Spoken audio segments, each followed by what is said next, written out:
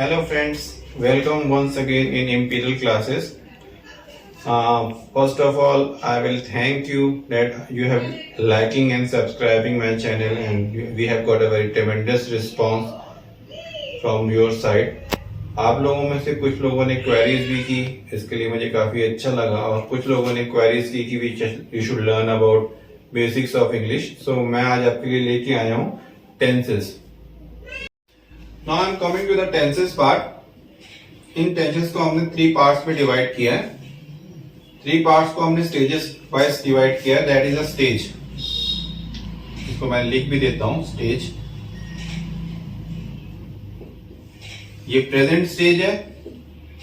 That is a past stage. इसको मैं फिर से यहां पे भी स्टेज लिख देता हूं एस के तौर पे. That is a past stage. Now I am coming to again S. That is a future stage. जैसे आपको दिमाग में या आपको गांठ बांध लेनी है, 3 स्टेजेस होती हैं टेंसेस में: प्रेजेंट, पास्ट और फ्यूचर. या तो हम वर्तमान में बात करेंगे, या हम भूतकाल में बात करेंगे, या हम फ्यूचर में बात करेंगे. और बाकी हमने इसकी 1, 2, 3 एंड 4 कंडीशंस रख दी.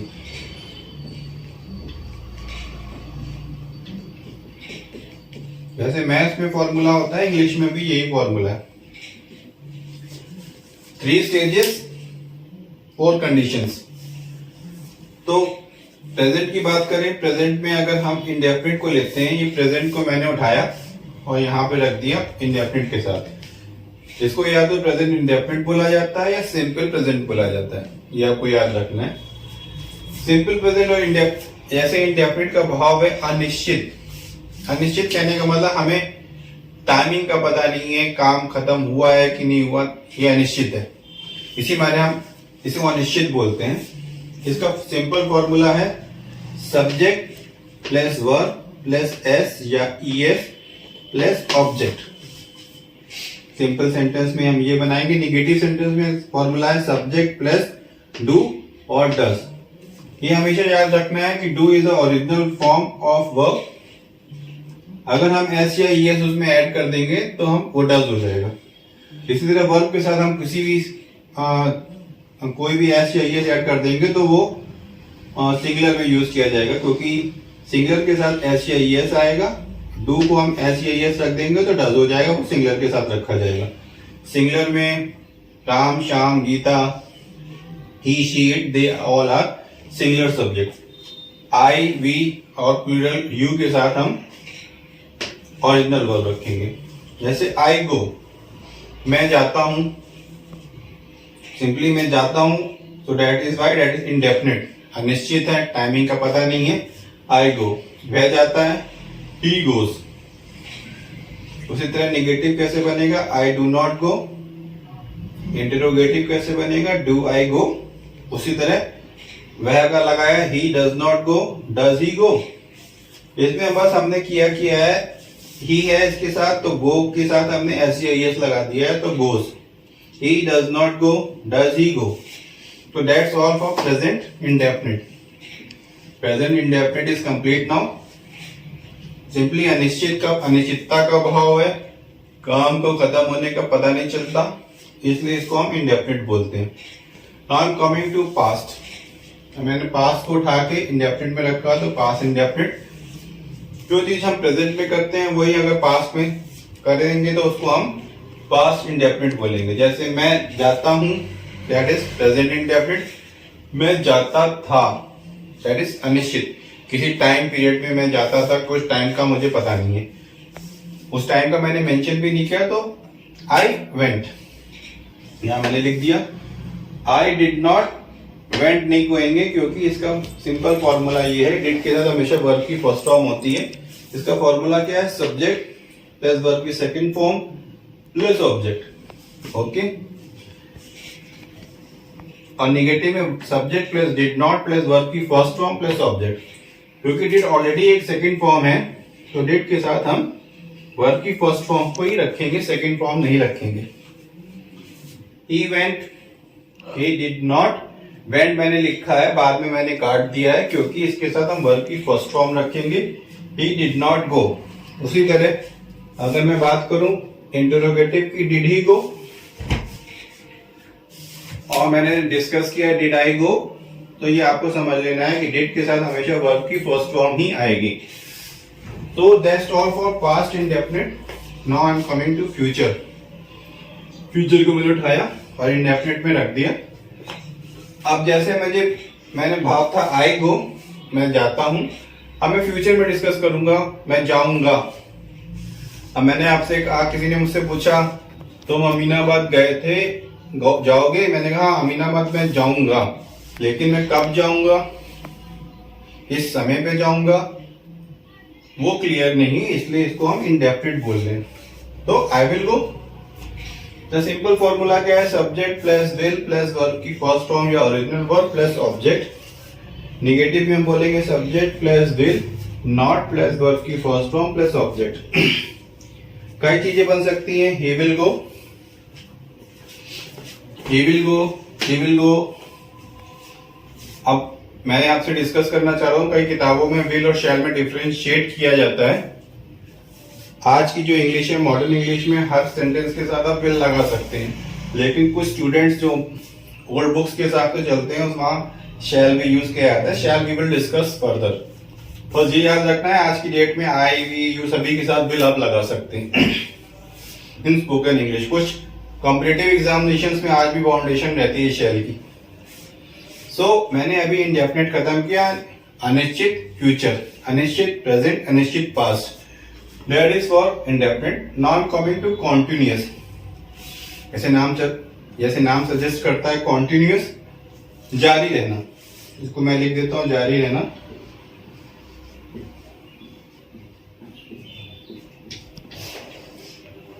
काम कॉन्टिन्यूअस चल रहा है, जैसे नाम सजेस्ट कर रहा है। प्रेजेंट को मैंने उठा के रखा कॉन्टिन्यूअस में, तो प्रेजेंट कॉन्टिन्यूअस हो गया।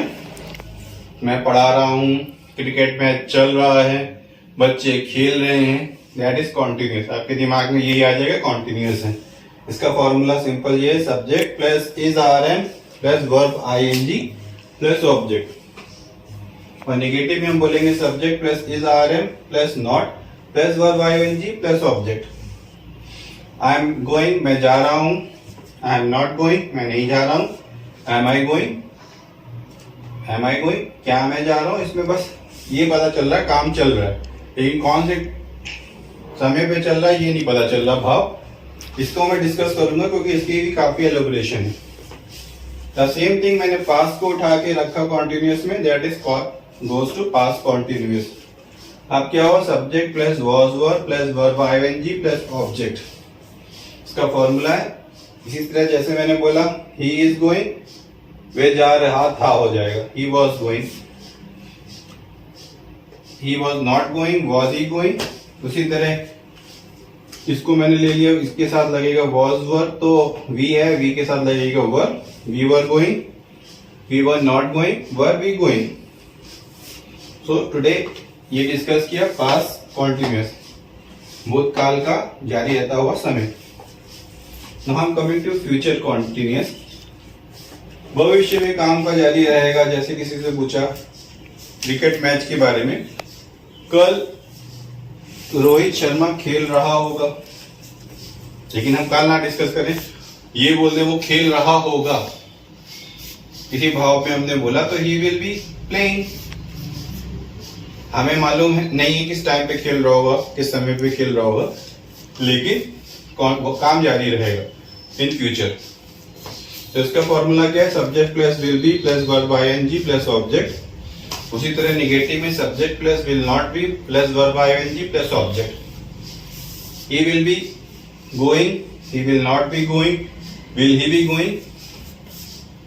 सेम विल के साथ ओरिजिनल वर्ब लगता है, आईएनजी फॉर्म लगेगा इसका। विल लगाया तो उसके साथ हम कोई भी छेड़छाड़ नहीं कर रहे हैं। विल बी लगाया तो इसलिए जीओ आईएनजी लग रहा है। Will be going, he will be going, I will be going, we will be going, सभी के साथ विल बी लग सकता है। So future continuous we have discussed. Now I am coming to stage. Present stage को उठा के हमने यहाँ रखा, कंडीशन है present perfect. As the name suggest, काम कंप्लीट हो चुका है, परफेक्टनेस है और हमें पता है क्या हुआ है। जैसे यहाँ पे क्या था, वह जाता है, तो यहाँ पे क्या है, वह जा चुका है, काम कंप्लीट हो चुका है। यहाँ पे काम कंप्लीट होने का भाव नहीं था इसलिए वो इंडेफिनिट था, यहाँ कंप्लीट हो गया है तो वो परफेक्ट हो गया। इन दोनों में बस यही डिफरेंस है इंडेफिनिट और परफेक्ट में। यहाँ पे हमें पता नहीं चलता काम खत्म हुआ है, यहाँ पे कंप्लीट हो जाता है कि काम खत्म हो चुका है। सेम आई गो को हमने बना दिया आई हैव गॉन, मैं जा चुका हूँ। आई हैव नॉट गॉन, मैं नहीं जा चुका हूँ। हैव आई गॉन, क्या मैं जा चुका हूँ। ही हैज गॉन, वह जा चुका है। ही हैज नॉट गॉन, वह नहीं जा चुका है। हैज ही गॉन, क्या वह जा चुका है। तो प्रेजेंट परफेक्ट में बस आपको पता है काम कंप्लीट हो चुका है। उसी तरह पास्ट परफेक्ट को हमने उठाया, बस इसमें क्या है, काम कंप्लीट हो चुका था का भाव आ रहा है तो आपको हैड लगा देना है। हैड प्लस वर्ब की थर्ड फॉर्म, बाकी फॉर्मूला वही रहेगा। He had gone, he had not gone, had he gone. चाहे आई हो, चाहे वी हो, चाहे शी हो, सभी के साथ हैड लगना है। तो नो चेंजेस, ओनली हैड के साथ वर्ब की थर्ड फॉर्म लगेगी। पास्ट इंडेफिनिट और पास्ट परफेक्ट में बस यही डिफरेंस है। यहाँ हमें टाइम काम के कंप्लीट होने का भाव नहीं पता चलता, यहाँ हमें पता चलता है काम कंप्लीट हो चुका है। उसी तरह हम फ्यूचर इंडेफिनिट पे डिस्कस करेंगे, वह जाएगा, कब जाएगा, कब कैसे जाएगा पता नहीं रहता। उसी तरह इसी टॉपिक को हमने उठाया, ही विल हैव गॉन, वो इस समय तक जा चुका होगा, मुझे पूरी यकीन है उस पर वो जा चुका होगा। इसका फॉर्मूला बस यही है, subject plus will have plus verb की third form plus object. Negative में हम बोलेंगे subject plus will not have plus verb की third form plus object. So he will have gone, दोनों देखिए, दोनों सेंटेंस में ही विल गो और ही विल हैव गॉन, दोनों में डिफरेंस आपको समझना है। वह जाएगा, वह जा चुका होगा, यही डिफरेंस है। इसमें आपको पता नहीं कि वो जाएगा कि नहीं जाएगा, दैट इज अनिश्चित, इसी मारे इसको अनिश्चित बोलते हैं। और यहाँ पे वह जा चुका होगा क्योंकि मुझे कॉन्फिडेंस है वो चला गया होगा। ही विल नॉट हैव गॉन, वह नहीं जा चुका होगा। विल ही हैव गॉन, क्या वह जा चुका होगा। इसको इस सेंस में समझना है। Now that's all for perfect. मैंने इस केस को कंप्लीट किया, परफेक्ट की कंडीशन कंप्लीट हो गई है। आपको पता है परफेक्टनेस क्या होती है। No again next stage condition आ गई perfect continuous. What is perfect continuous, present पे रखा। अभी मैंने आपसे डिस्कस किया था व्हाट इज कॉन्टिन्यूअस और व्हाट इज परफेक्ट कॉन्टिन्यूअस। बस इन दोनों में इतना डिफरेंस है, आई एम गोइंग, मैं जा रहा हूं, जिसमें ये नहीं मालूम टाइमिंग का। अगर मुझे यहाँ टाइमिंग का पता चल जाएगा तो वो परफेक्ट कॉन्टिन्यूअस हो जाएगा। बस इसका फॉर्मूला यही है, subject plus have plus be plus verb ING plus object और सिंस या फॉर।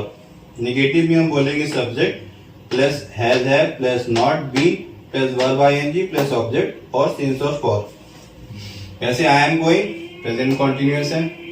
अब मैं यही बोलूं I have been going since morning, मैं सुबह से जा रहा हूं, तो ये परफेक्ट कॉन्टिन्यूअस है। सिंस और फॉर का डिफरेंशिएट यही है कि आपको जब आपको लगे कि जैसे मैं अभी पढ़ा रहा हूं, तो मैं आपको पढ़ा रहा हूं 1 घंटे से, दैट इज फॉर। एक अनिश्चित आपको क्लियरिटी नहीं है कि किस समय से पढ़ा रहा हूं, क्या पढ़ा रहा हूं। जैसे अगर मैं यही बोलूं मैं पिछले 1 घंटे से पढ़ा रहा हूं, then we will use since. Okay, so इन दोनों में बस यही डिफरेंस है, I am going, I have been going, since and for लग जाएगा, आपको टाइमिंग का पता है। उसी तरह पास्ट का डिस्कस करना है। इसका फॉर्मूला क्या है, subject plus had been plus verb ING plus object and since and for. He had been going since morning, he had been going since for an hour. इन दोनों में बस ये डिफरेंशिएट यही है, ही वॉज गोइंग, वह जा रहा था, टाइमिंग का पता नहीं था। He had been going since morning for an hour, इसमें टाइमिंग का पता है, वो सुबह से जा रहा था या फॉर एन आवर। सिंस में बस आपको यही पता होना चाहिए कि आपको ये टाइम पता है कब से वो जा रहा था, तो सिंस लगेगा।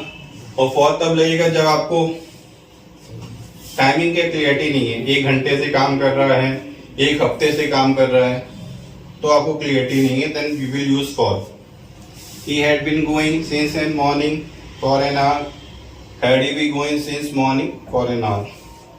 ठीक इसी तरह प्रेजेंट कॉन्टिन्यूअस में हमने लगाया ही विल बी गोइंग, क्योंकि वह जा रहा होगा, कब से जा रहा होगा, कितने समय से जा रहा होगा वो हमें क्लियरिटी नहीं है, लेकिन यहाँ हमें पता है he will have been going for an hour since morning, he will not have been going for an hour since morning, will he have been going for an hour since morning। बस tenses को समझना हो तो यही समझना है, stages हैं 3, present, past, future and condition है 4। कौन सी कंडीशन है? इसमें इंडेफिनिट है, अनिश्चित है, तो आप इस तरह के फॉर्मूले को यूज करना है। काम चल रहा है, टाइमिंग नहीं पता तो कॉन्टिन्यूअस है, परफेक्टनेस है तो हैज हैव है, और टाइमिंग भी पता है, काम जारी भी है तो परफेक्ट कॉन्टिन्यूअस है। Thanks. Hello friends, now have completed tenses. तो इसको समझने में अगर कोई भी डिफिकल्टी हो, you can write a comment on those who knows me can personally call me, and I will again thanks to all of you for liking and subscribing my channel. Once again I will say please like and subscribe my channel, it boosts me to make one more video. So we will meet you next time, मैं फिर मिलूंगा आपसे next time with a very interesting topic. Thank you.